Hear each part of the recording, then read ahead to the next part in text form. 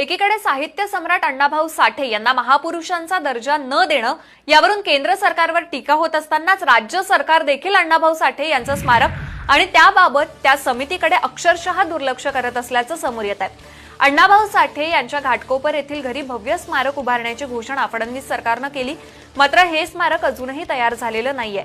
पण यापैकी खरं तर अण्णाभाऊंची अवहेलना झाली असा विषय केंद्राने केली, असा विषय घडला आणि त्याच्यावर जर आपण महाराष्ट्रात पाहिलं तर महाराष्ट्रात लहुजी वस्ताद साळवेंचंही नाव आज महाराष्ट्र सरकारनं त्या यादीमध्ये घेतलेलं नाही। अण्णाभाऊ साठेंचं स्मारक असेल किंवा लहुजींचं स्मारक असेल, खरं तर देवेंद्र फडणवीस सरकारच्या काळात देवेंद्र फडणवीसांनी स्वतः लक्ष घालून त्या स्मारकाला, पुण्यातल्या स्मारकाला ती जमीन मिळवून दिली।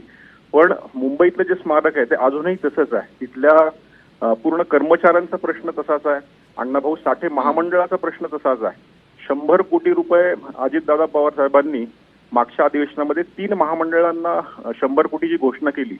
2 महामंडळात ते पैसे आले, पण अजूनही अण्णाभाऊ साठे महामंडळात 100 कोटी आलेले नाहीत।